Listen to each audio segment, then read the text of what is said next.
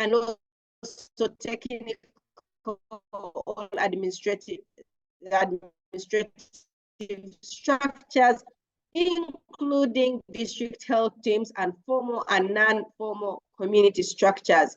More about Busoga Health Forum. It is therefore a think tank generating evidence to be able to drive health policy action to improve the health and development of individuals in Busoga and beyond.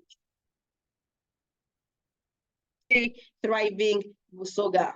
And our mission as Busoga Health Forum is to rally the Busoga professionals to use evidence to engage the community, government, and partner action for better health of children, youth, women, and men in Busoga. What are our core values as Busoga Health Forum? We have 5 core values, and one is value addition, focus, then transparency and accountability efficiency. So to be part of the efforts to improve Busoga, to improve health in Busoga, there are for institutions at 500,000 for individuals, at 100,000 annually, and also lifetime membership at 1 million Ugandan shillings.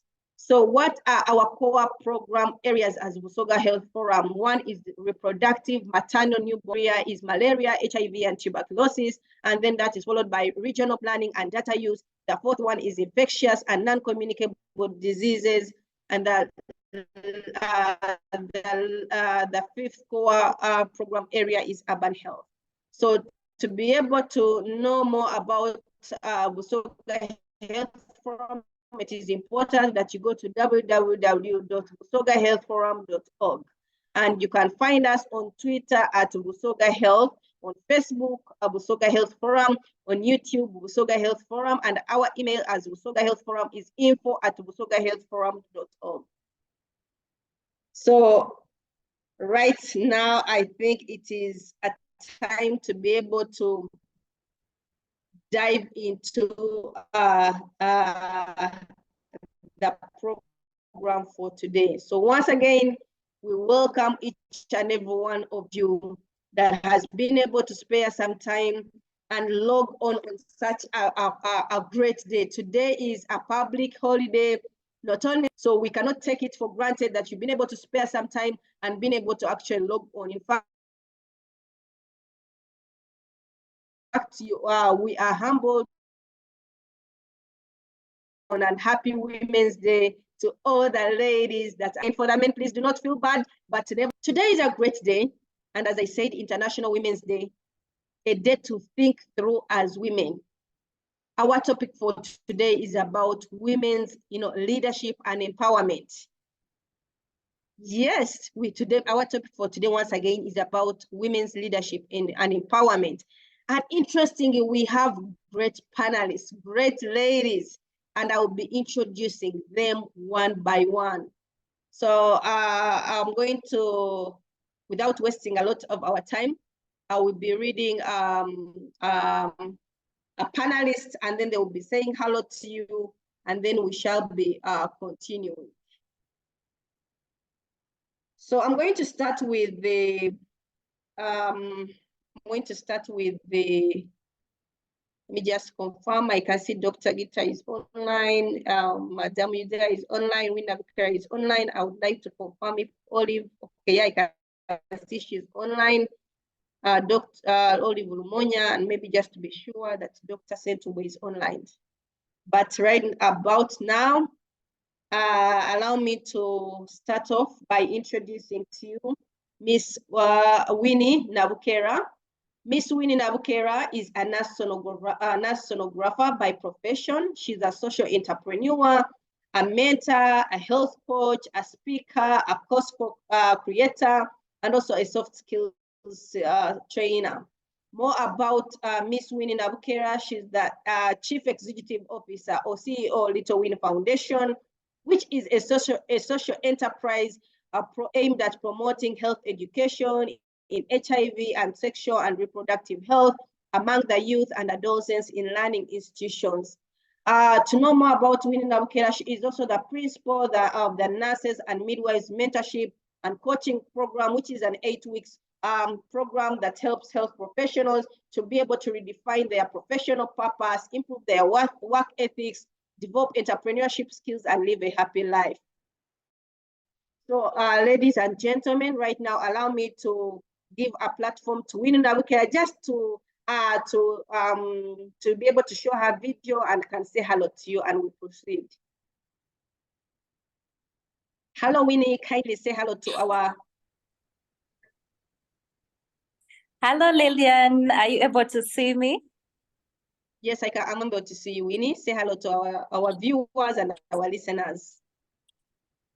Hello, viewers. It's a great pleasure having you this very evening. I'm so excited learning from you, and I can't wait to share ideas and also hear from you as well.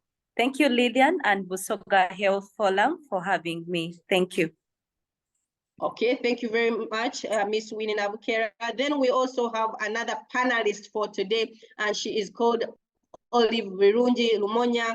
She is a Ugandan businesswoman and corporate executive who serves as the Deputy Director General of the Uganda Civil Aviation Authority. And that started on 15th of November 2021. And immediately before her current assignment, Birungi was the National Director of the SOS Children's Village Uganda, which is an NGO or non-government organization that focuses on the needs of children. More about Birungi: she is a Ugandan national that was born in 1970, and she attended local primary and secondary schools. She was also admitted to Makerere University, the largest and oldest public university in the country, and she graduated in 1994 with a Bachelor's of Arts in Mass Communication degree. She also went on to obtain certification as a chartered marketeer, recognized by the Chartered Institute of Marketing, and also has a degree of Master of Business Administration that was awarded by the Eastern and Southern African Management Institute. More about Birungi: she also undertook a course which is Market Driving Forces at the London Business School in 2013. So maybe more about Birungi. She was also the 2022 Africa Women Leader of the Year at the World Women Council. So we do welcome you, Olive Birungi Lumonya, and kindly to be able to show your microphone, to be able to show your video and say hello to our viewers and listeners. Thank you very much. Good evening, Over viewers. to you. Good evening, viewers. I'm happy to be here, and thank you for inviting me. Happy Women's Day. Thank you very much, and happy Women's Day to you too, Olive Lumonya. So allow me to be able to introduce to you our third panelist for today, and that is none other than Dr. Sheba Gita. She is a global health professional and public health leader with 15 years of work experience in multi-sectoral program management, including health system strengthening, child protection, workforce development, multidisciplinary research implementation, as well as networking and partnership building. More about Dr. Sheba: she has a bachelor's degree of dental surgery and a master's of public health from Makerere University. And prior to joining PHET, Dr. Sheba served as a research director at the AfriChild Center, which is the Center for the Study of the African Child,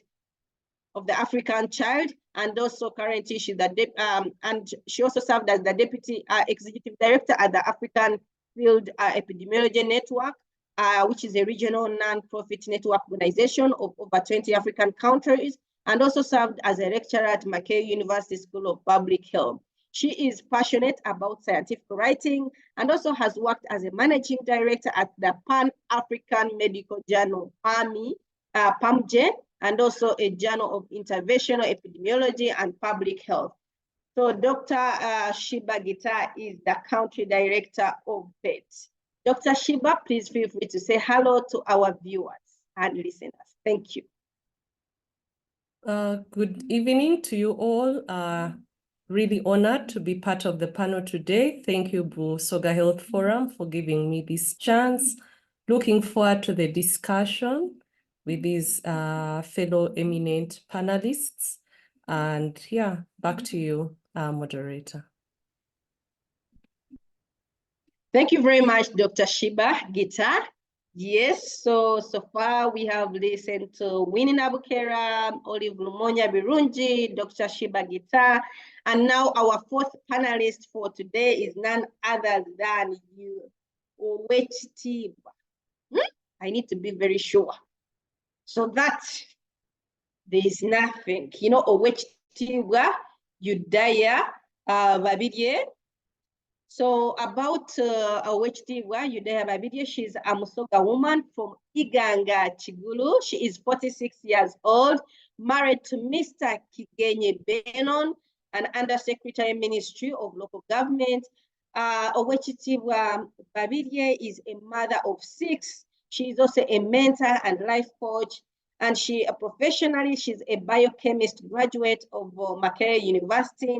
And also she got training in strategic planning and management. She also has a postgraduate diploma in public administration, majoring in conflict resolutions. She also has several relevant management certificates. She has also formerly worked as a manager for diagnostic department at IHK. So more about Owechitibwa Udaya Babidye. She is a minister in charge of Chabazinga Affairs and also the founder of Harambe Youth Organization. And also she's a board member of Kira Motors Corporation. So you are welcome, Owechitibwa Babidye Udaya. Kindly say hello to our viewers and listeners. Thank you. Hello, Owechitibwa Udaya, I can see you're online. Kindly unmute your microphone, please. Yes, hello, how are you? Good evening, everyone. Mbalamwisa mwena mwena mulina lya Msengwa. It's a pleasure being here, and I am looking really forward to interacting with those great ladies and to everyone else who has tuned in. I'm glad to be here. Thank you so much for the invite. Thank you very much, Owechitibwa Udaya Babidye, and we are humbled to have you. And our fifth panelist for today, I'm not sure if she's yet online, but I will be confirming shortly, is none other than Dr. Olive Sentumbwe Mugisa, who is a wife and mother of 4. She is a doctor of medicine with a master's degree in obstetrics and gynecology. Dr. Olive is an exceptional Ugandan woman who has worked hard to achieve her career goals. More about her: she was born and raised in a small village of Mawanda in Kampala, and she always dreamed of becoming a health practitioner. Dr. Olive began working as a physician in a missionary hospital in Masaka district in 1984, and she was driven by her passion in improving maternal and child health in Uganda. She also went ahead for a postgraduate, for a master's in obstetrics and gynecology at Makerere University, and also later on worked in Mulago National Referral Hospital as a specialist. Dr. Olive was a president of the Uganda Women Doctors Association, a platform that enabled her to be able to advocate for women's health and also to participate in the drafting of the 1994 International Conference on Population and Development Program of Work. Right now, as we talk, Dr. Olive Sentumbwe is the technical advisor at the World Health Organization in charge of maternal, newborn, and child health. Dr. Olive Sentumbwe Mugisa, if you are online, kindly show your video and say hello to our listeners and viewers. Thank you very much.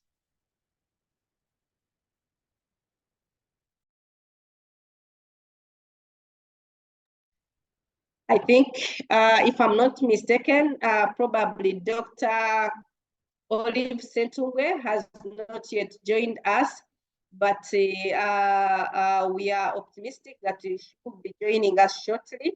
So we are going to dive into our session, dive into the deep session for today. But once again, we welcome you all for this webinar. We have great ladies, our great panelists, and every one of you that is online, you're great. Today is an International Women's Day, a day to be happy, a day to rejoice, a day to appreciate a woman. Yes, for the gentlemen that are online, those that are married, you have, your wives out there. Today is a day to celebrate a woman, to appreciate them, and to show them, love in all different ways. And this is not something to take for granted. So before we go into, I call on our first panelist, it's important to know that actually in the healthcare sector, over 70% of the healthcare workforce is comprised of women. But unfortunately, or sadly, I'm going to request Brian, are you able to be able to, are you able to mute his microphone? Sorry about that. Pardon me, I was saying today is International Women's Day and a day to celebrate, a day to recognize a woman, a day to appreciate a woman, a day to know that actually women are great, they are blessed, they are ballistic, they are excellent, they are wise, everything that is nice. Yes, today is our day as women. So happy International Women's Day to all the ladies that are online, and thank you for logging on. For the gentlemen, please do not feel bad. We welcome you all, and thank you very much for logging on, because we know that without actually you, the women, or us as women, we cannot be able to thrive and reach greater heights, or be able to reach our potential. So we welcome you all, and we cannot also take the men for granted. So we appreciate you. Thank you very much for logging on. And actually, I was saying that in the healthcare sector, or even generally in our workplaces, over 70% of the healthcare workforce comprises of women. But when we come to, for example, leadership positions, we see that actually only 25% of the women are into leadership positions. So what does that speak to us? Today is International Women's Day, a day to reflect about women. We are looking at women getting into, leadership and being empowered, women engaging in policy making, decision making, and, very many big things that we can think about women. We see that we want to change the narrative that a woman cannot be able to make it. Or for example, a woman cannot be a CEO, a woman cannot be a country director, a woman cannot be, a president, and very many others. Today is a day to realize that actually a woman has a potential to be able to thrive, to be able to reach very far. So without wasting a lot of our time, I'm going to start with our first panelist for today. And that is none other than the Deputy Director General for Civil Aviation Authority, Olive Birungi Lumonya. So Olive Birungi Lumonya, as the Director General at the Civil Aviation Authority, which is one, of the biggest, entities you can think about. How has your journey to the position that you are having now of Deputy Director General influenced your views on the role of women in high-ranking positions within regulatory bodies? Over to you, Olive. Good evening, our moderator, and I want to thank you once again for inviting me to this webinar. Yes, that is a question, but from my point of view, it is the steps that you take to get to that position. And once you're in that position, it's the question you ask, what did I do right in order to get this position? Maybe just to mention, as we celebrate Women's Day, I think we are taking stock of what we have achieved over the years. I remember the first World Conference was in 1975 in Mexico. Then we had Copenhagen in 85 in Nairobi, and then the Women World Conference in Beijing, China. I must say that I was honored and privileged to have represented the young women in this country to the World Conference in Beijing. And I was one of those that submitted, presented some of the things that we thought as young girls, right from university, will be great if governments adopted them. So I was supported and paid for by the UN to represent government. So I'm honored to be here speaking about women empowerment at that level. Now, at the CEO level, I don't know whether you wanted to know what does it mean to be a CEO. I didn't get you very well. Can you just rephrase that question so that I get you the right answer, because I have so many answers from different areas. Lillian, you want to rephrase it? Yes, I'm going to rephrase it for you. So that what you can be exactly? able... Okay, no problem. Sorry about that.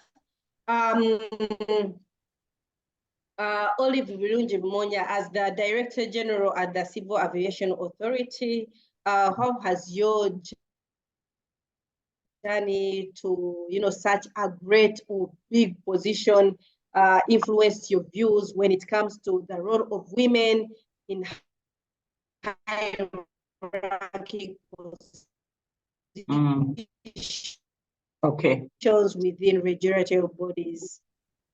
I think what I can say is that from where I sit, one of the things that comes to my mind is that every woman can actually make it. It's not the world of men the way we used to think, because many times there's fear to go up on the radar because we think the workload and everything is too hard that can only be managed by the men. So by sitting up there in that position, I'm able to now confidently confirm to you ladies and men on this group that actually it's possible. It's a position that you can actually do successfully and excel. However, for me to be able to reach that level, there are certain things that you must do in leadership. And I can share that. What I think groomed me into that journey to find the position simple to run. The first one, which I know, is that I think as ladies or as women, we must have what we call clarity of purpose in life when you're looking at your career path. And for me, throughout my role, my journey, right from after university, I want to go to before university, the decisions I made at every single step were leading me to a CEO position. One of those I can give you, I graduated with a mass communication degree. But when I got a free scholarship in Rhodes University, South Africa for masters in mass communication, and another one for gender in Netherlands, I didn't take both of them. Why? Because I thought gender would take me away from my purpose and mass communication would just add on what I had studied. So I went in for an MBA from ESAMI. So clarity of purpose, you keep focused in where you want to go and work towards achieving that area. The job market, I'm trying to jump and be faster because of your time. The job market, many times we leave jobs because of either better pay. And many times that's the decision we make. But if you have that clarity of purpose, the decision of moving a job no longer depends on how much they are going to pay you. An example I'll still give you from my experience. When I worked with the Nile breweries, I got a job with URA as a PR manager. They were paying me 3 times the salary. I think URA was paying me 600,000 and Nile Breweries was paying me 200,000. But South African Breweries had just bought the brewery and promoted me to a brand marketing manager. So for me, the decision not to move was because I had got into a position that was going to give me a niche and give me more experience and expertise in management as opposed to a PR role that I was used to do. So that kind of thinking, for me, I did that. I got a job in NSSF and UTL, I went to NSSF. I got a job in SOS, and that was the turning point because everybody wondered how you would leave NSSF where you are being paid more, you fly business class, the benefits are many, and move to SOS. But what SOS did for me as a country director, it placed me into a position of a CEO once. And since that time, I can tell you, I've always said that I can run any organization as a CEO. So clarity of purpose for me is a very critical thing that I think by sitting where I am is what I think made me reach where I have reached. The other one, I'm somebody who has had mentorship. And I think women, we need mentorship, and us as women, we need to mentor other women. Right now, I have, I think, about 60 women that have been mentoring over time, and I can see where they are going. The other one is my role on boards, because right now I've served on several boards. I chair the board of FINCA, I chair the board of USO, I've sat on the board of UAP, right now Old Mutual. I used to sit on the board of CAA, UHMG, PACE, meaning that you need that experience with time as you grow.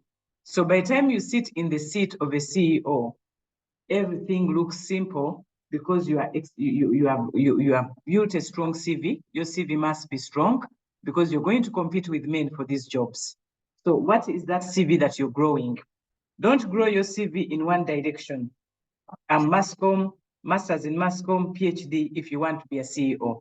So what I did, I went in for the Balanced Scorecard Championship, USA, which is a human resource. I went in for finance. I went in for chartered marketing. So you create a CV that gives you opportunity to fully understand what it requires for you to be at the top. So for me, I think that's what I can share. There are many things that I can share. Networking. Over time, I have built a strong network, but I've also serviced it. So when you're at the top, one of the things that comes very critical is the networks. They hold you in one position and they show you where to go. So thank you very much, Lydia. And I hope I've tried to summarize to give you what I would look at where I am and what I think other women can look at in order to come where I am. And I'll be very happy to hold many others' hands to get there through that kind of arrangement. Thank you. Oh. Okay, thank you very much. Our own Olive Birungi Lumonya for the sharing. And I think what I've gotten from that is most important is clarity of purpose. What you want in life. Do you know what you want? Go ahead and chase it. And also I've noted that mentorship is very, very key. Some of us, we always use some slogans like aspire to inspire before you can expire. So we think it is very important to be able to aspire so as to aspire in order to be able to inspire others. And then also, as you said, networking is very key. There's a common statement that is key, important things that we that you have shared. So thank you very much. Once again, Miss Olive Birungi Lumonya for sharing with us. That is none other than Owechitiwa Udaya Birungi, the Minister for Busoga, Affairs. So Owechitiwa Udaya, for Busoga Kingdom, what unique challenges have you faced as a woman in leadership role within the cultural and traditional setting, and also how have you been able to address address them, or how have you been able to overcome them? Thank you very much, and over to you, Owechitiwa Udaya.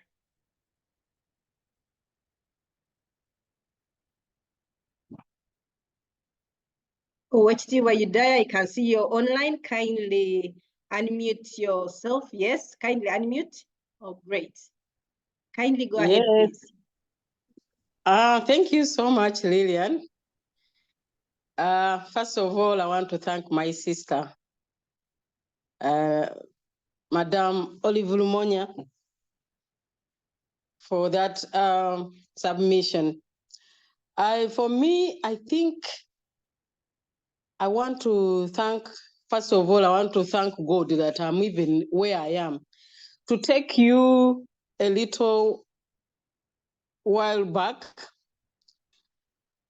I think I have grown into leadership right from childhood, where I was a team leader right from primary school through university.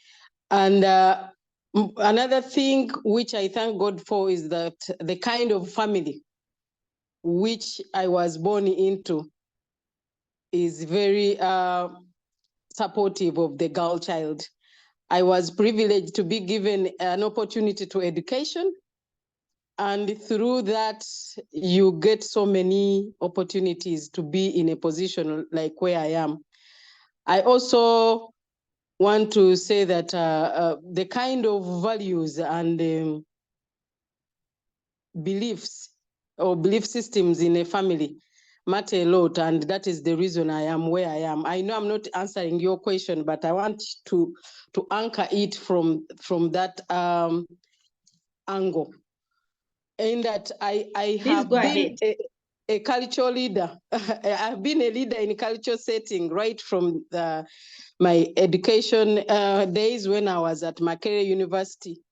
My CV did not include it, but when I was at Makerere University, I happened to be the first girl or woman to lead a cultural association.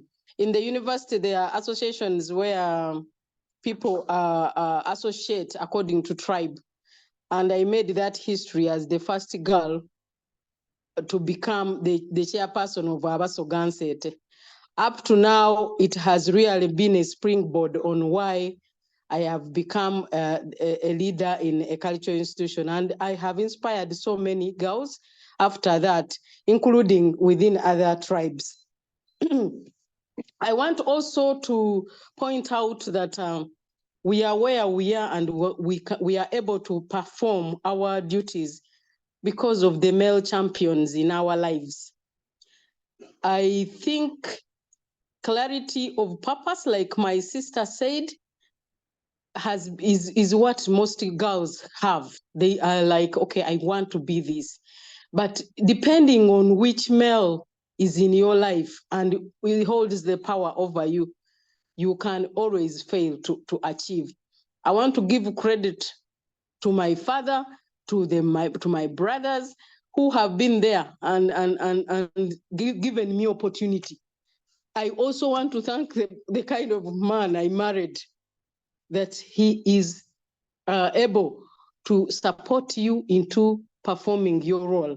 I want also to mention that if women are not given opportunity by the males, we are nothing because of the power dynamics in this world.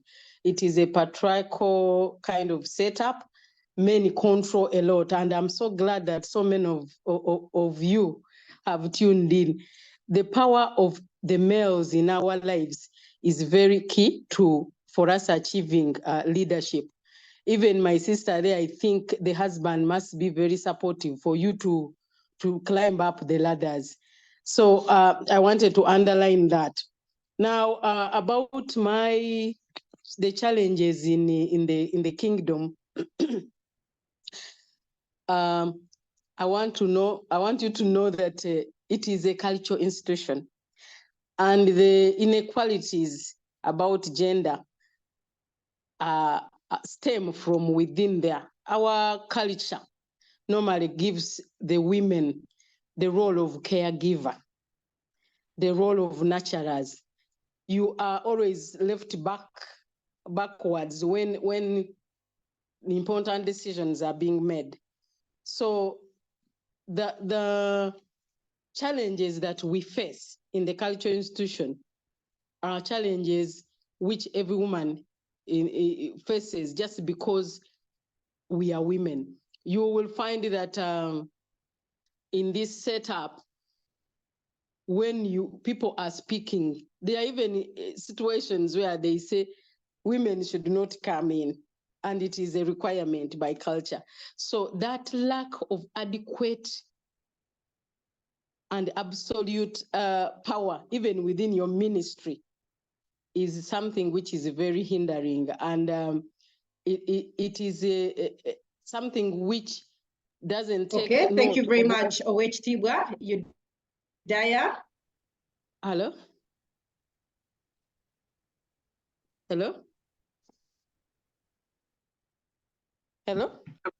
You can summarize that and we continue. Oh, okay. So I was just summarizing and saying that we we lack. Even if you have capacity, you are not allowed to be at certain decision making. But we manage to. You have gotten some network challenges. Desmond, is it? Hello? I personally managed to overcome by being assertive, by being by paying attention to detail and being useful, even to the biggest bosses. I overcome that by employing emotions and passion in whatever I do, meaning you excel and you until somebody listens to you, or until somebody knows that this girl or this woman has a value addition in this whole gymnastics of leadership. I thank you. I thought I had more time, but that is okay. Oh, thank you so much, Award Tiwa. I'm sorry, our moderator has got a network glitch, but we can kindly continue. And at this time, I will call upon Dr. Shibagita. And Dr. Shibagita, would you help us give us a response on you as the country director of THEAT? How do you navigate the balance between assertiveness and likability, considering social expectations for women in leadership? How do you navigate through the balancing between that assertiveness and likability, considering the social expectations for women in leadership? Yes, Dr. Shiba. Thank you very much for that question. So oftentimes we think that assertiveness and likability are on opposite sides of the spectrum. And oftentimes this bias is more pronounced among the women leaders or the female leaders. And as women, we expected to be nice and gentle. That is what society assumes. And when we are assertive, we are often perceived to be aggressive. But I believe that doesn't have to be the case. And I'll share how I try to navigate this difficult or delicate balance. One of the things that I do is focusing on specific behavior other than making it personal when I need to have that difficult conversation with one of my team members as a leader. So when I'm unhappy with something or that somebody's doing, instead of generalizing the issue, I speak to the actual event that I'm not happy about. So that way I'm not speaking in generalities, but address the exact issue. And to help me be more specific on that, I use the I. Instead of saying you were wrong, you needed to share your work much earlier, or you were late, I would rather say, I think you were late and I do not agree with what you're saying, and this is what I would suggest you do next time. So avoid being speaking in generalities. The other is saying no is very important, and this is something I've had to learn, that being nice doesn't mean that you always have to say yes. Otherwise, as a leader, if you're a yes person, then you won't be able to scale the heights. However, I've learned that what matters is how you say the no. And this often determines how the other person receives your no. So the trick I use when saying no is to sandwich it with a compliment. For example, if I don't want something that you've done, or I don't have the time to do what you're asking me to do, for example, I'll say, I'm glad you thought of me for this task, but unfortunately, I'll be helping out, say, with the conference, or like presently, I have a meeting coming up next Friday for one of the projects I run in Uganda, but our headquarters are also holding a summit, an international summit, an Africa summit in 3 weeks' time. So I was approached by the CEO and asked if I can help them with the organization of their summit. And well, it was an honor. I told him, I'm thankful you've thought about me as a capable member to do this. Unfortunately, I'm not able to take up this offer because next week I have a launch for one of our critical projects and I need to give it my best. So I'm afraid I won't be, sorry, I won't be able to take it. However, I've recommended one of my juniors to serve you, who is very good at organizing conferences. The other is you need to be confident. And being confident doesn't mean you're aggressive. So I've learned that you need to have the right posture and you have to keep eye contact. So the trick I would want to share with the ladies, which I learned when I was defending my thesis for my master's. My supervisor told me I was quite a very timid student. He told me, you're the expert. Everybody on the panel didn't do your work, but you need to face them. You can't afford to be shying away. That doesn't come across as right. So the trick is you look at the tip of the head, and no one will know you're looking at the tip of the head. They'll actually think you're maintaining eye contact. So that's something I've used. I continue to use. So ladies, you can borrow that trick from me. And also your facial expressions matter. It helps to say no with a smile than to have an angry face. So smiles don't cost much. The other is speaking calmly. You can be assertive, but you don't need to be aggressive or loud. You can make your point, but keep a calm demeanor and speak calmly. So that is something that we need to learn as ladies, as women leaders. Sometimes our colleagues push us to the wall because they believe you're a lady. And if you're not careful, you may lose your cool. So you have to remember that you're probably being tested. So take a deep breath, maintain your tone, speak calmly. If you need to take water to calm down, please do, but don't raise your voice. It doesn't come across as well. Then I've also learned to exercise empathy. You need to consider the feelings and opinions of others.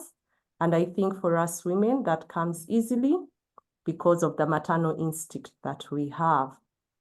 So I think that gives us an edge over our male counterparts when we are in positions of leadership and influence.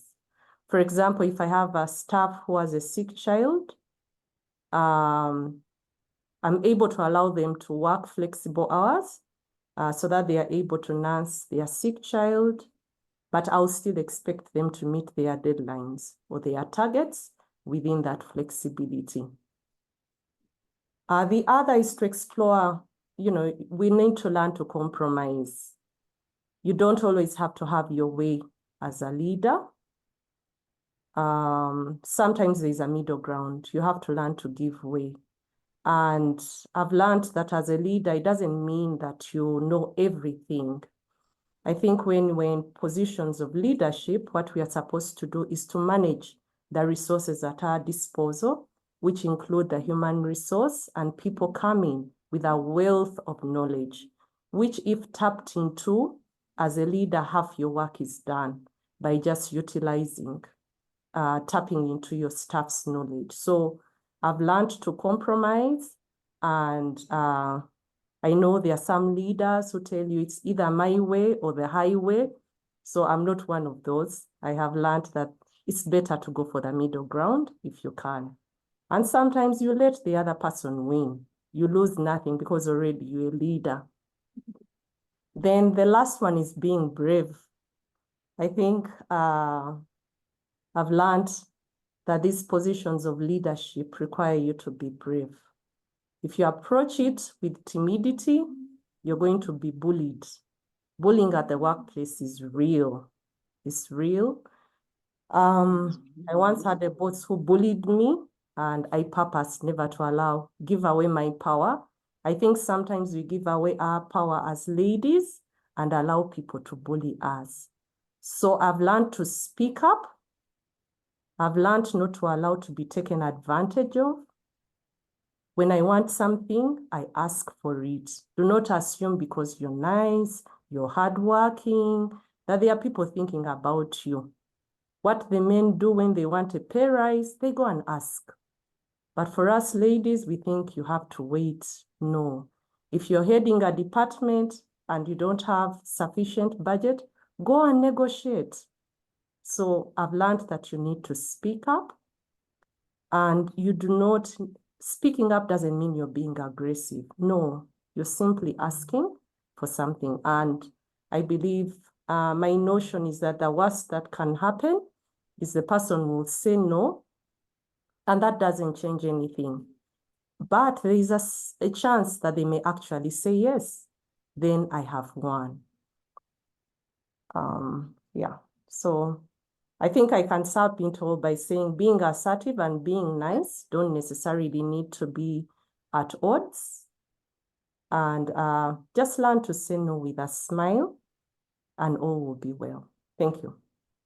Okay, great. Thank you very much, Dr. Sheba Gita, for sharing those insightful, and words of wisdom with us. We do really appreciate.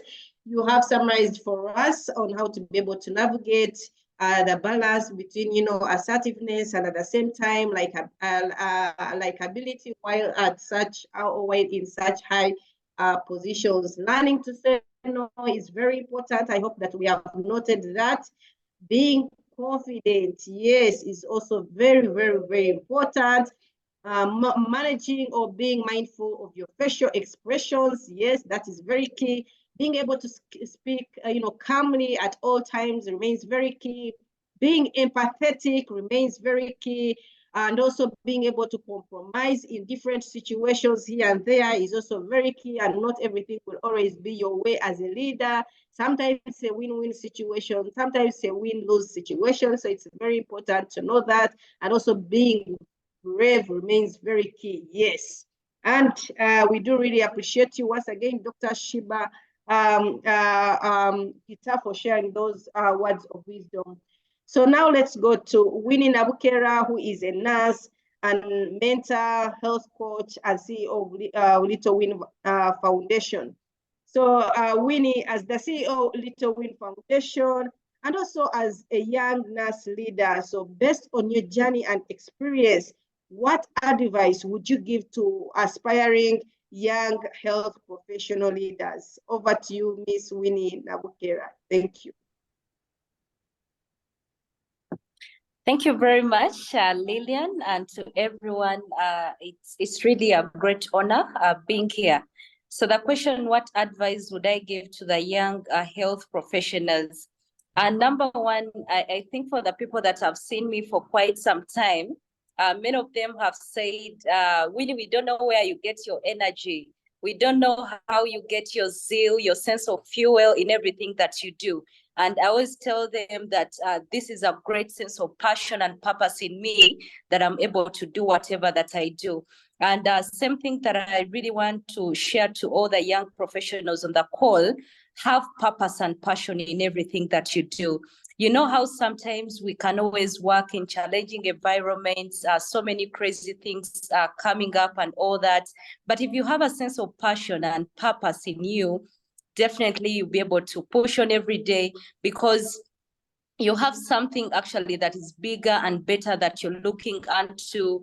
And by the way, when we speak about purpose and passion, there isn't actually any paycheck that can actually give you that sense of fulfillment and also satisfaction. So to me, purpose and passion is very important. But also in addition to that, I feel as young health professionals, we need really to be creative and innovative, because I usually tell so many of my friends that we are lucky to actually tackle health.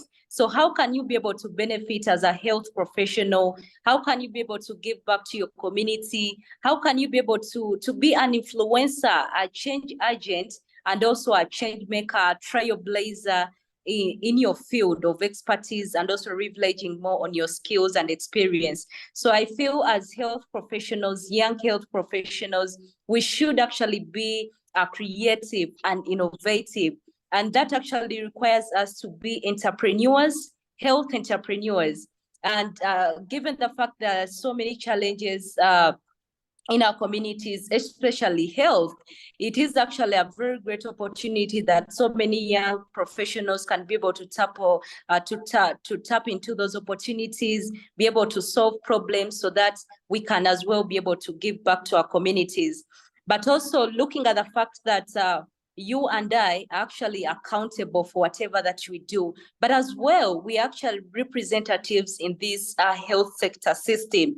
And therefore, looking at the image that is out there, whether negative or positive, you and I are actually responsible to be able to work and be able to create a positive image for the profession. So I want to throw it back to us. What are you doing to be able to create a positive image in the profession? And remember, as you also work towards making that positive picture, being able to be aggressive, put in the work and all that, which means you must have a positive attitude and mindset. This is something that I want actually all young professionals to be able to have, because positivity is the way to go. Attitude is the way to go. If you have a fake attitude, a negative attitude, definitely your journey will actually be distracted. But if you're able to have a positive attitude, believe in your skills, be able to overcome challenges and adversity that actually comes your way, then you can be able to push on and hit so much. But also lastly, I can be able to talk about, as young health professionals, having aspirations and inspirational role models to be able to consult from. So many times we have seniors that have really hit the ladders, seniors that actually are willing to even share this information out there. So I feel as young professionals, be able to tap into those great resources that are out there, so that you can be able to avoid making a lot of career mistakes, doing a lot of courses that are not actually taking you anywhere, but being able to tackle and tap into those opportunities, and also the knowledge that actually so many people out there have been able to overcome. One time I was listening in to Dr. Nanyonga Clark, Rose, and she said she has grown her career from being a nursing aide to, a professor, or to the level that she is right now. And I was really inspired. And I know so many of us look at so many role models out there, and we feel maybe Bobabu Kabubusi, and we're able to go there and all that. But no, it is because maybe they are supported right, to be able to make the right career choices, to be guided in one way or the other. And I was really so inspired. So I feel if so many other young health professionals can be able to consult, can be able to take inspiration from all those great leaders, women and men out there, I feel it can really help them into their career journey. But also lastly, investing into mentorship. Mentorship is something really so great that all professionals can be able to tackle into, because you find clarity, you avoid a lot of career mistakes, you're able to do what you're supposed to do rightly, you actually you're guided, and you avoid a lot of mistakes out there. So it is something that I want all of us to be able to take from tonight's session, to be able to seek mentorship. Find a mentor that will be able to guide you on this journey. Thank you very much. Great. Thank you very much, Winnie and Nabukera, CEO, Little Winnie Foundation, for those great insights. Yes, as Miss Winnie has shared, it's very important for us to become innovative and creative leaders or health professionals. That is very key. And also it's important for us to be able to identify what is happening in our different communities? Can we be able to do, problem identification, needs assessment, and be able to identify the different, gaps and that are in our communities, then go ahead and find and try to think through solutions, or even be able to find solutions and implement. But also, I do really appreciate that the CEO Winnie has been able to share that it's important that each and every one of us has a purpose and passion. Yes, purpose remains very key. And even our first speaker, Ms. Birungi, talked about it. What is your purpose in life? What do you want in life? Where do you want to see yourself in the next 5 to 10 years? So all that is very important. Then also CEO Winnie talked about, our attitude, or your attitude matters a lot. Your attitude matters a lot, and also my attitude matters a lot. And when they talk about attitude, it is like like a mirror. You see yourself in the mirror. If the first time you see me and you don't like me, that is it. So it is very important that we are able to have a positive attitude, and let's always try to ensure that we have a positive attitude in order to be able to excel and also reach greater heights. Then also CEO Winnie has talked about having a zeal and passion in everything that you do. When you actually whatever you do, you're doing it with passion, love, a lot of zeal. Actually, you do it excellently, and you'll be able to reach greater heights. You don't need anyone to force you. So once again, we appreciate you, our panelists, for the sharing. CEO Winnie, thank you very much. So let us be able to proceed. Once again, before we proceed, allow me to thank our panelists for the great sharings. Yes, very good sharings on such a day, International Women's Day. And indeed, women are the future of tomorrow. Women are great. Women can be able to make it. So let us be able to proceed. This goes to our Deputy Director General, Civil Aviation Authority, Ms. Olive Birungi Lumonya. Considering the civil aviation sector's global nature, what strategies have you implemented in order to be able to foster diversity and also inclusion within the Civil Aviation Authority? Over to you, Ms. Olive. Thank you. Much once again, and I could share a few of those that we have done in the aviation sector. One of the facts is that many times we've had less women joining the aviation sector, especially on science-related subjects. When we reach levels of air traffic controllers, aeronautical engineers, among courses that are very heavy, historically, the subjects were physics, maths, and those were normally dominated by men. So one of the things we've done right now is that we've decided to go below the university. So we've had talks, mentorship programs in the girls' schools. We have been to Gayaza, we've been to Nabingo, we've been to Nabisunsa. We are talking to them, and this is a camp which we are holding twice every year and attracting them into the industry. We believe that way we'll be able to attract them, because to make a choice of a subject, it has to start early and not much later in life. So we have also launched what we call the Aviation Africa Women Forum, which is based in Senegal, which fortunately, I'm the vice chair. Even in that hour, the Africa Women in Aviation, we are trying to come up with the programs. We've managed to get funding to sponsor women in aviation, but also focusing on 3 levels. If a woman is already in aviation, how do we move her into leadership? So we are trying to get programs that will enable them to go into leadership. If a woman is is at a diploma, needs to move, what do we need to do? The other things that we've done, if you look at the numbers, 3 years ago, CAA directorate at the top level had only 1 woman. In 2 years, there are 3 ladies in that area. We've also come up with, if you go to middle managers, that is senior managers, even the numbers in that stage, I think they've increased. We now have 8 women out of the 16, which is good. If you look at historically, the aeronautical engineers and the ATC, which is air traffic controllers, 1986, I think we had 0 women. Today we have 14. So in each of the fields, there's been a deliberate effort of encouraging women to join the aviation. by coming up with the programs that can enable them to stay in the aviation industry.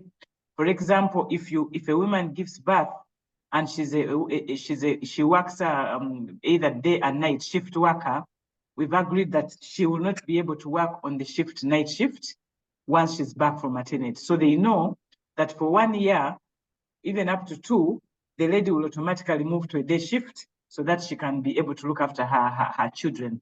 The other on which we've agreed, if you give birth and you go on maternity leave, we've agreed to combine your maternity and annual leave and a few days so that you are able to stay longer into looking after your children. So for me, those are things that we've done, but we've also gone in on, we've introduced training programs for women through the hour, where we are saying we need to empower them and teach them. And the reason is simple. If we have less women at the top, this journey of gender balance will take a very, very long time. Why? Because decisions are made in the boardrooms. Decisions are made at the top. So we need to work as much as possible to push as many women into the leadership positions so that they are able to be on the round table where decisions are made, because then that way they are able to make decisions that will be able to benefit women. The other one, lastly, which I can also say, as one of my sisters said the same, this journey is not possible without men. One of the facts that I have seen, we need the men, maybe except the men on this platform, their ego is so big. You have to rub their ego. That means you have to involve them in this decision. You could even reach a level of saying, oh, Peter, that was good. You're always supporting women. We really appreciate you. And you say that in public. Peter will start supporting women issues wholeheartedly. So we have to be clever. We have to be innovative in order to make this set. But if we say we don't need the men, it won't work. The last one, for me in my whole job career, sit on a round table and let everybody know the next job you're taking.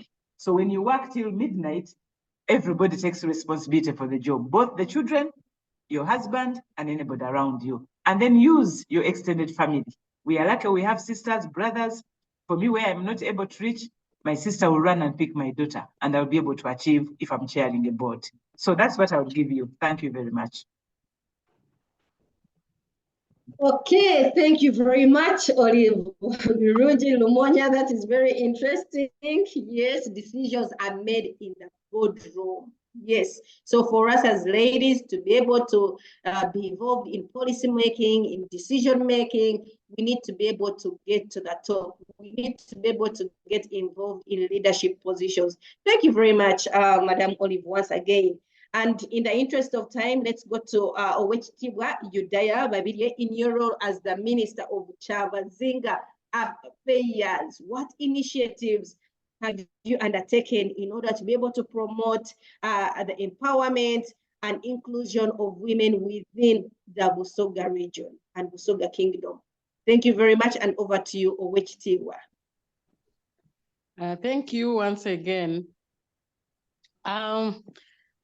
First of all, by being in the kingdom and working exemplarily and working hard and exemplarily, it is one of the ways of inspiring more women in the kingdom.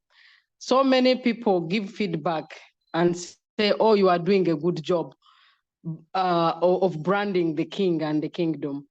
And I also want to be like you. I want to have a leadership role which gives me opportunity to express myself and be able to serve and climb at the top like you do. But in real terms, I happen to be the minister in charge of the king. Therefore, I am a support for each and every ministry in the kingdom. I give a supportive role where anything that involves the king is my business. So when the king says he wants to do a project in bursaries or giving bursaries to poor Basoga. My role is to make sure that I advocate and lobby that girls are given more priority. And then that trickles down to the Minister of Education, and things happen for women to be able to be educated, because much as we want this empowerment, I think education is very, very important. And it is uneducated women who can be given a platform like the one I was given, or the one that other people on the panel have been given. We have also purposefully, through the kingdoms, through the Chabazinga's Gabula Royal Foundation, went out into Busoga Kingdom and looked for girls, to those who have dropped out of school, especially those who have become mothers when they are very young. And we have skilled over 30,000, 30,000 in total, but over almost 20,000 women in Busoga to be able to have money in their pockets. And by having money in their pockets, they also increase on their capacity to be taken up into the job market, and also be able to have a say, and to be in leadership, like counselors or something like that. By having that DIT certificate, they are elevated, their status is elevated. Another thing which we have done in the kingdom is to work through the cultural institution, through the Bambedas princesses, to make sure that we support women in income generating activities. We support women in making sure they also are nurturing children the right way, and so that we increase on the number of those who can go into leadership positions. Then at a higher level, we are engaging leaders or women, or professional women in the kingdom, to come up and support each other where necessary by providing scholarships into upgrading their education. And then within the kingdom itself, within the cabinet, as women, we support each other in the way I support the ladies, especially in the way they are doing their work, so that we shine. And you can be, you can see for yourself, if you've been keen. The Minister for Education is doing a great job. The Minister for Foreign Affairs is a lady. And I think because we work as a team, you see that we achieve a great deal. And I don't want to emphasize even more, but it is important that the men are key in how we are going to achieve.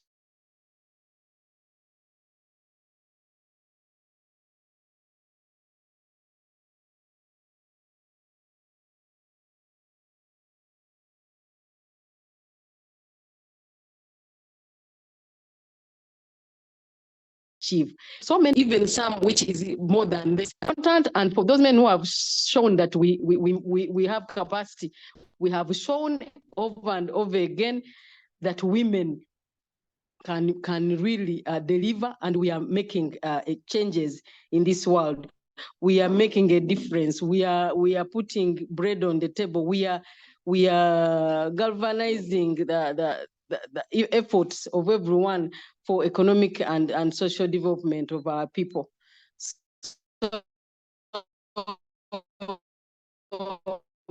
basically, our culture thing, which also properly. And I think when you fall into your role as a woman, even okay, thank you very much, Owechitiibwa Udaya. I think she has gotten some. Okay. Hello. Yeah. My network is poor. It's okay. Thank you very much. We appreciate you. Thank you very much. And you told us You had also shared that it's important to note that male champions are very important in supporting the Busoga Kingdom and also supporting in the leadership positions. And also you shared that from opportunity to education, appointment, jobs, and all that matter. So these matter in women empowerment. So thank you very much. In the interest of time, I'm going to request Dr. Shibagita to take like 2 minutes, and then also CEO Winnie will take like 2 minutes, and then we shall go into the Q&A session. So Dr. Shibagita, from your perspective, what does it mean for women to be able to occupy top leadership positions, not only for their individual success, but also for the broader gender equality in the workplace? Yes, we are talking about women being CEOs, women being MDs, women being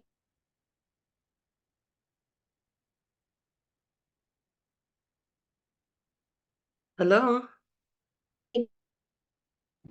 Yes, Dr. Shiba, you can proceed. I can come in. Okay, thank you very much. Sorry about Lillian, but I think I got the question. Thank you, for that question.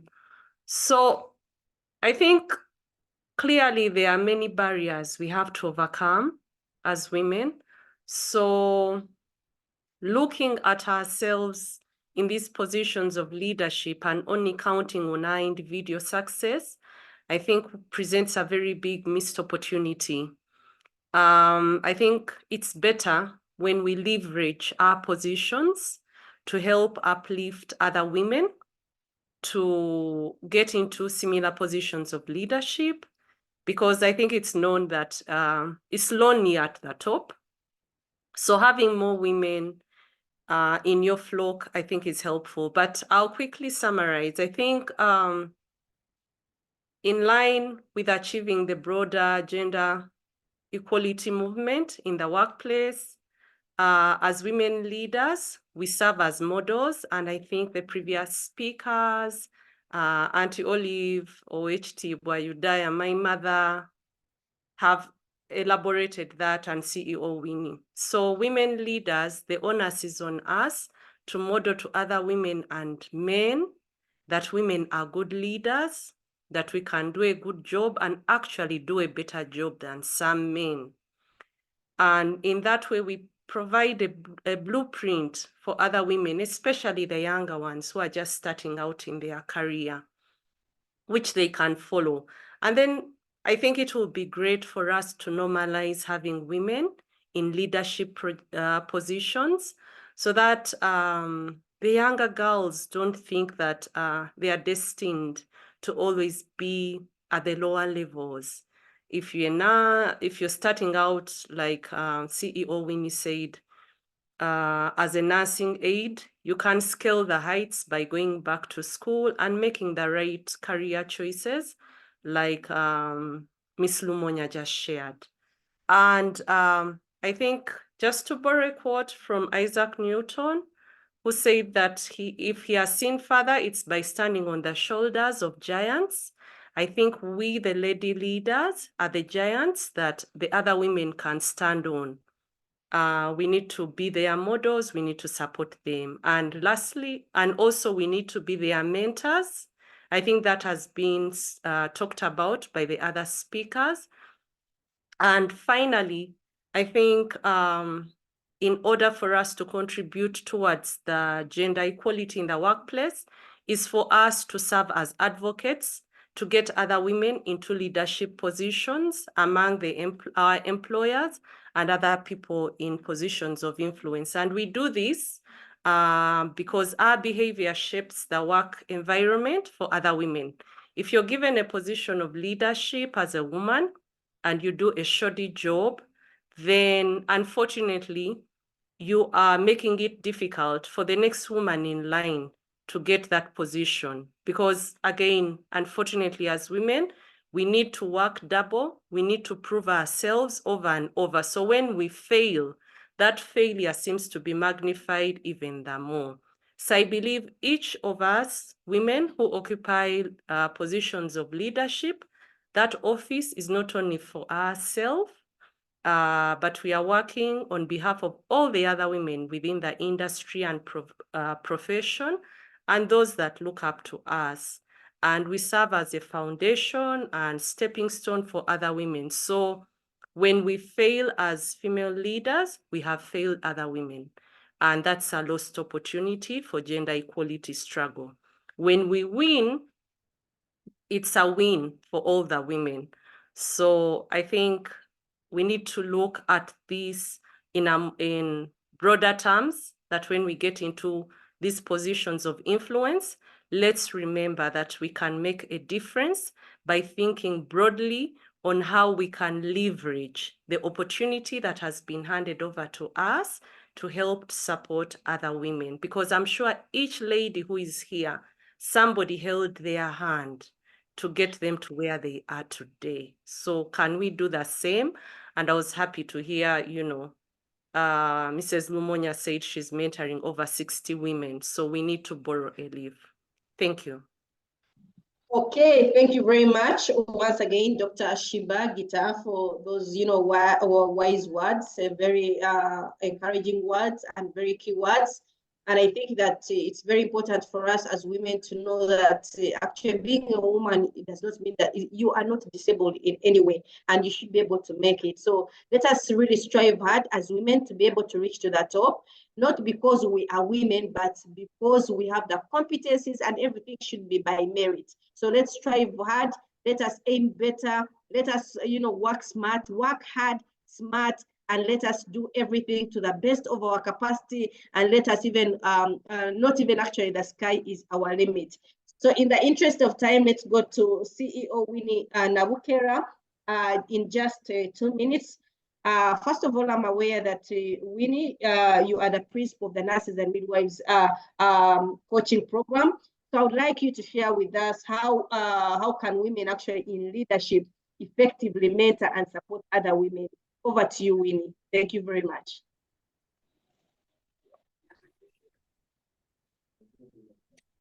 Amazing. Thank you very much, Lillian, for that question.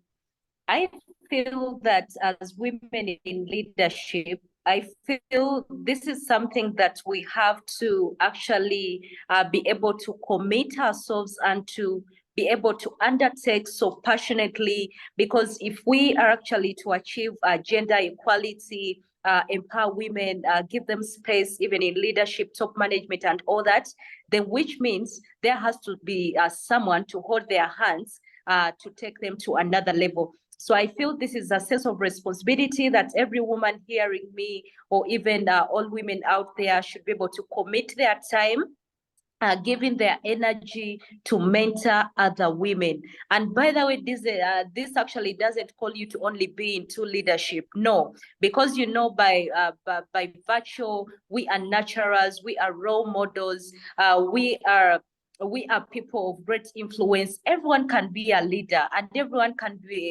actually be able to do something out there. So don't wait for you to actually go and maybe be a CEO somewhere, maybe be a top manager somewhere, or anything like that. No, start with what you have, start with where you are, and then be able to nurture and support someone else.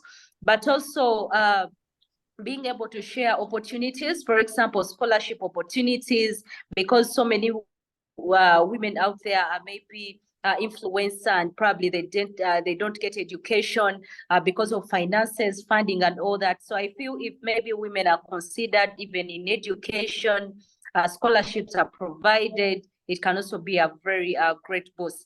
But also during the call, we've really had so many speakers connecting mentorship, investment and all that. So I feel if we can be able to connect mentees to mentors, we can actually be able to support them, avoid a lot of career mistakes, be able to have the right career choices, be aggressive, assertive, but above all, prevent doing a lot of mistakes that so many people actually do because they are not guided. But also as women in leadership, being able to hold someone's hand, for example, building up their leadership skills, helping them overcome dynamics and also overcome conflicts, but above all, being able to keep focus and keep pushing, because it is very important. Resilience is very important when it comes to, hitting it, climbing the ladders and all that. So I feel if this can be a sense of responsibility that every woman can be able to take on, then we shall have to empower and support so many women out there by using what we have and why we are. Thank you. Hey, thank you very much, CEO Winnie, for the great submissions. Yes, very exciting submissions, very great submissions from our panelists. Ladies and gentlemen, let's get into our chat room and send some flowers to our panelists. If you can be able to give a hand clap, please go ahead and do that. Miss Olive Lumonya, very good job. Owechitibwa Udaya Mabidi, very good job. CEO Winnie Nabukera, very good job. Ladies and gentlemen, once again, let's give them a round of applause. Let's go into the chat area, send them some flowers for the great job done. Let's, give them that very big hand clap for the work well done. It's International Women's Day. The women have done a very good job. Time is not good on our side. We had planned to be done by 9:30. And Owechitibwa, do you have something very urgent to share? Because your hand is up. Yes, I'm sorry. I just wanted, as a person working with a cultural institution, to emphasize the fact that we need to balance. Much as we are up there, it is very important for women to balance the roles and play their roles properly, especially those who are married, to be able to keep the marriage and as well keep the jobs. Because culturally, our roles as wives must continue if we are to sustain this movement, not to have a man party and everything because we are big up there in the leadership. Thank you. Okay, thank you very much, Owechitibwa Udaya Mabidi, for the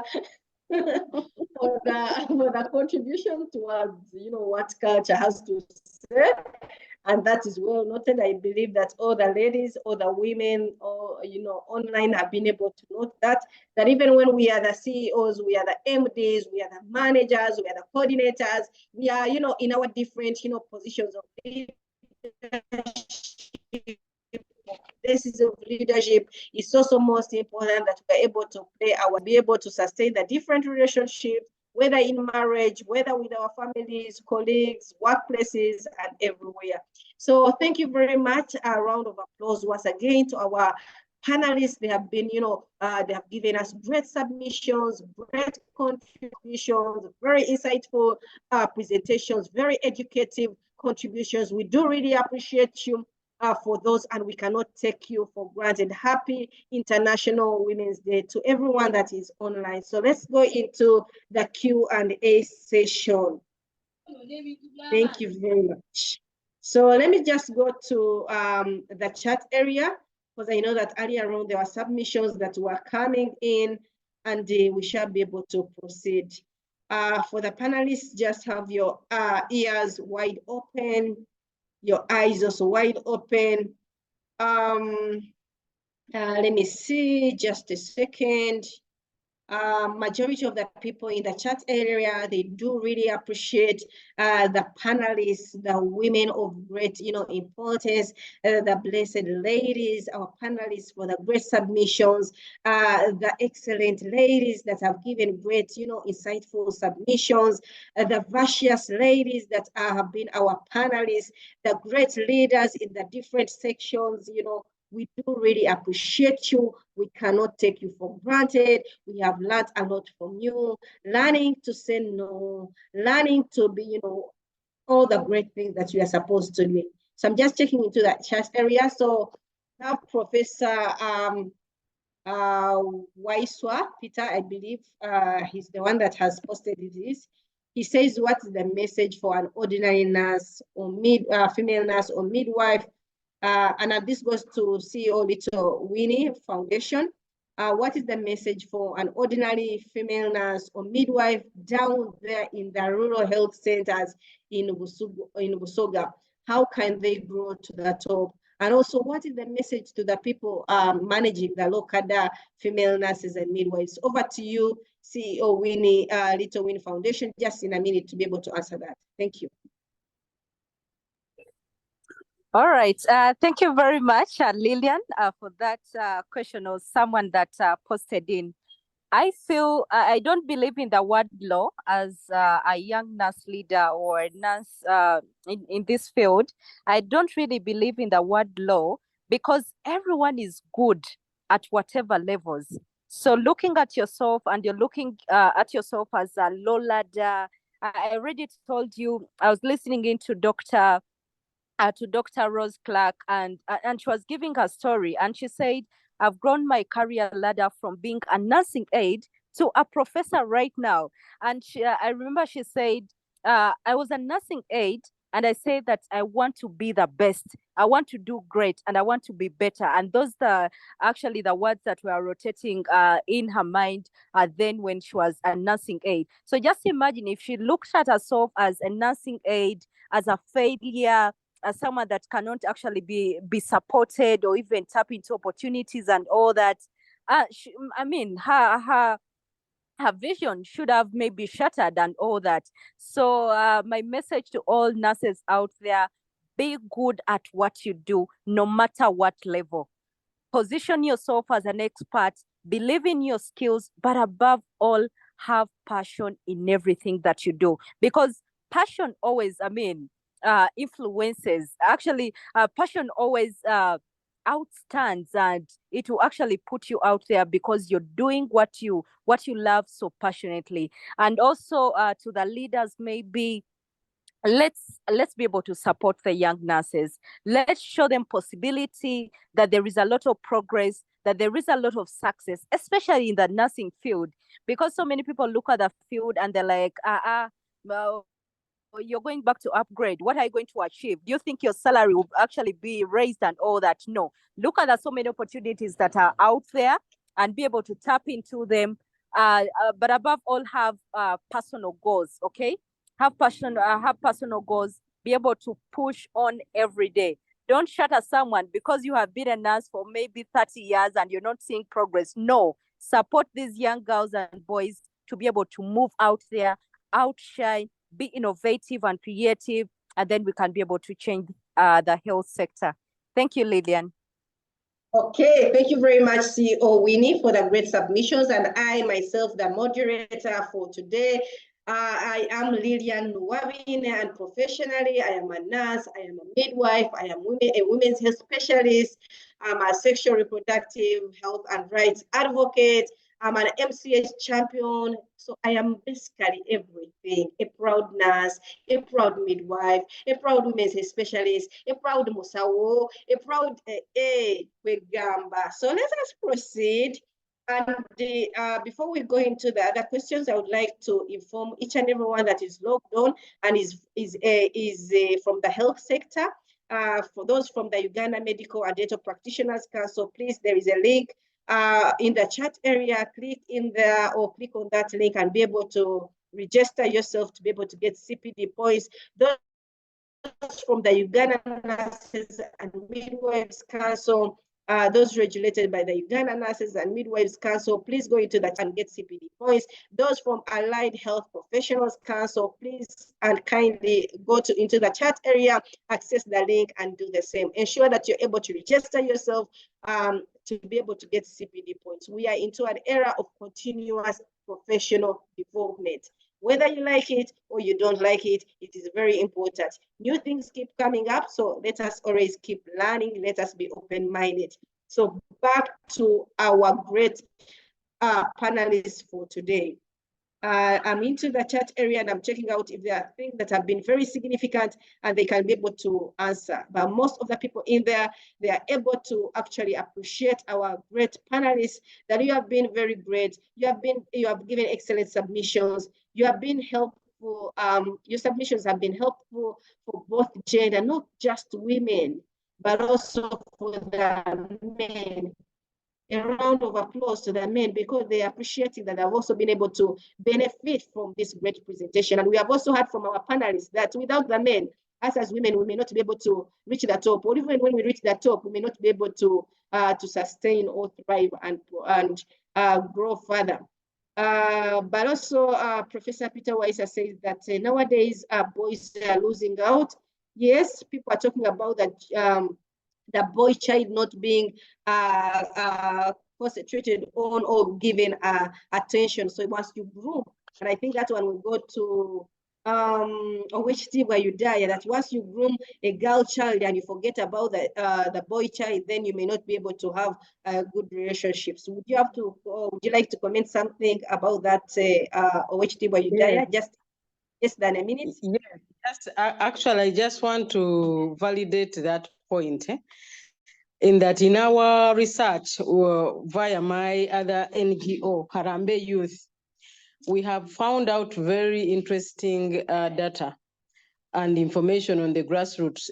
Actually, when the girls are dropping out of school because of teenage pregnancies, even the boys drop out of school.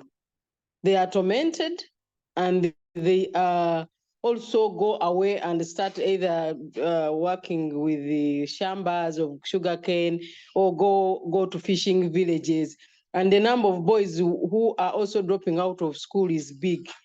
And when you have uneducated boys and boys who are not being empowered, I think we are going to have a very bad scenario in the near future.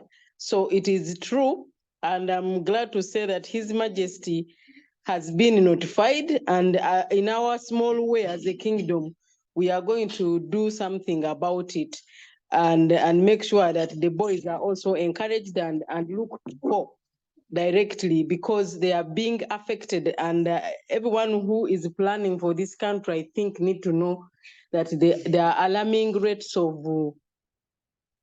it is over. Alarming rates of boy child dropouts in our communities. Thank you so much.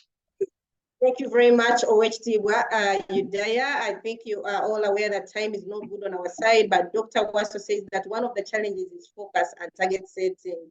And that it is important that there is a need for us to be able to go about it. Then also it's important that we get to identify the strategies on how one can be able to get a mentor, some things for you to think through, not only to our panelists, but everyone.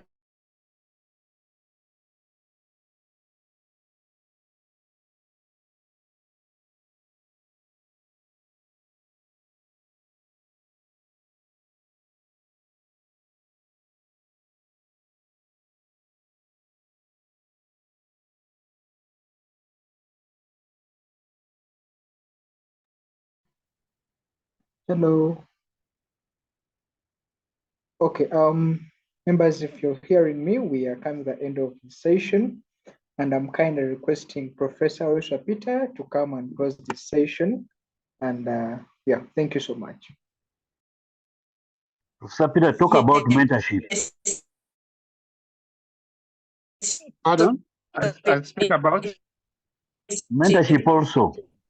Mentorship. Okay. Members, this has been marvelous. And there are a couple of messages taken. I think I'll pick from Olive and Udaya, but everybody anyway. Olive said,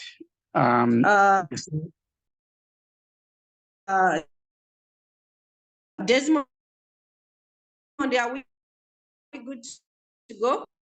Yeah, our professor is making the closing remarks.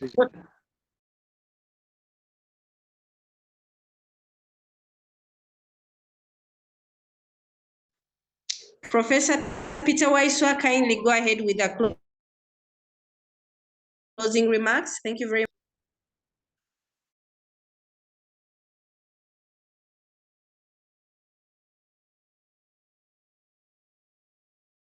Hello, Professor Peter, you're mute. You can unmute. okay, can you hear me now? Yes, Professor, we can hear you. Kindly proceed, please. I was saying that Olive said that decisions are made at the top, and the women need to get at the top. And I very much agree with you, Olive. You also said that we need men, and I think everybody emphasized that. Honorable Owekiti Wamaina, the Udaya, and also the other miners, Shira, and also the CEO. So decisions are made at the top, and women need to get at the top. And I think that is a very important message. You've shown that it is possible, but I think at the bottom that there are still a lot of women at the bottom. So we need to do much more. I would like to thank the panelists for this very important work. And for me, one of the critical things I'm taking home is that we need to start the mentoring for girls, but also for boys. Olive said that they are doing it in Guyas and Arizona, but we need to go down because these are schools of already the elites, but most of us came from very simple background. We know that the brains are there, even with people who come from the simplest background. So one of my asks for the women here is that how can we start a mentorship program in communities down there in Busoga, but of course also in other regions. I think that is a challenge. We need to start it. We need to be intentional. I would like to thank the panelists, Olive, thank you, Udaya, thank you, Shiba, and of course our mentor CEO. Thank you for mentoring the nurses, and I agree with you, the work that you are doing. In fact, we try to start a group in Busoga. I've been trying to work with the midwives, with the Professor Rose Chalo, Mbwali and others. How can we support nurses to come up and believe in themselves and be able to get the top? Because until they come up, the health system will never move. So nurses and midwives coming up is good, not just for them, but also for all of us. Lillian, thank you for your enthusiasm and passion. And I've always said, I'm very proud of what you do. So with that, I would like to offer some certificates to the people who have been here as panelists. Olive Virungi Lumanya, we are very, very proud of you. I think Uganda women, Uganda men, people here, we are very proud of your achievement. And I hope Thank you very much. you can commit. Yeah, you are very inspiring. And I went to the airport today. I always go through, and I saw my sister. I was even saying, yeah, we can see differences. So being at the top, I actually flew Uganda Airlines from Mombasa, which I was also very happy with. So thank you for what you are doing, but let us also do it in a simple way at the smallest level. So receive this from Busoga Health Forum, and please, we need some mentorship at Busoga Health Forum. You know, we doctors and nurses, there are things we are not very good at in terms of leadership, in terms of management. So we need these skills. Please, you're always welcome to work with us. Receive this certificate of appreciation from us. Honorable Owekiti Wayuda, she never said that I was her mentor, but she grew up with me, and in the same house when she was at campus. So Yuda, thank you so much. Proud of what you are doing with the Chavazinga and of course the chiefdom. Next. Winnie, thank you so much. I would like to meet you. I think you are great. What you are doing is marvelous, wonderful. We need to make the nurses and need everybody to believe in themselves. Next. And my sister Shiba, of course, we work together. She's my vice chairperson. Very proud of what you do. Thank you so much. And finally, Lillian, I think this is the 10th certificate you are getting from Busoga Health Forum. Please get more, continue your journey of mentoring, of speaking out. Thank you, Benjamin and Busoga Health Forum, and happy Women's Day to everybody. Women can succeed, women can be the best, and them succeeding is good for all of us. Thank you and have a lovely weekend and a good night. God bless. God bless.